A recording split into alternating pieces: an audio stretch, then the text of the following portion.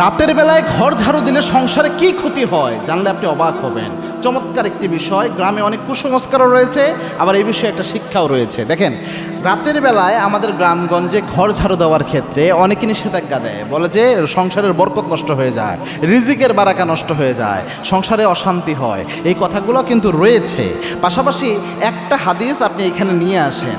আল্লাহর হাবিব সাল্লাল্লাহু আলাইহি ওয়াসাল্লাম স্পষ্টভাবে জানিয়েছেন 1450 বছর আগে, আত্মীয়ারাতুশ শিরক, ইসলামের মধ্যে কুলক্ষণ সুলক্ষণে বিশ্বাস করা এটা শিরকের গুনাহ আমলে উঠে যায়। আর আল্লাহ বলছেন, ইন্নাল্লাহা লা ইয়াগফিরু আইয়াশরাকা বিহি ওয়া ইয়াগফির মা দুনা যালিকা লিমান ইয়াশা। আল্লাহ রাব্বুল আলামিন সব গুনাহ চাইলে মাফ করে দিতে পারেন, কিন্তু যে ব্যক্তি শিরকের গুনাহ করে ওই ব্যক্তিকে আল্লাহ মাফ করে না। শিরক অনেক মারাত্মক জুলুম। আর শিরকু লা জুলম, আর শিরকু লা ইন্নাশ শিরকা লা জুলমুন আযীম। শিরক হচ্ছে সবচেয়ে বড় জুলুম। এজন্য শিরকের গুনাহ করা যাবে না। আপনি যে যখন বিশ্বাস করেন রাতের বেলায় ঘর ঝাড়ু দিলে একটা অলক্ষণ হতে পারে, একটা ক্ষতি হতে পারে, তখন এটা একটা কুলক্ষণে বিশ্বাস আপনি করলেন, তখন আপনার পারলে আর ক্ষতি হবে, শিরকের গুনাহ হয়।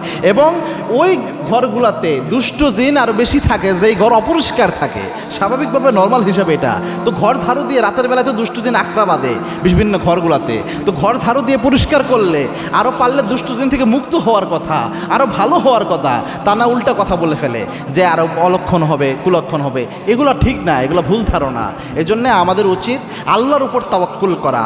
আপনি বিসমিল্লাহ বলে আপনার ঘর পরিষ্কার করেন, ঘর পরিষ্কার করে বাইরে ফেলে দেন, আল্লাহর উপর কনফিডেন্ট রাখেন, দেখবেন দুনিয়ার কোনো কিছু আপনার কোনো ক্ষতি করতে পারবে না।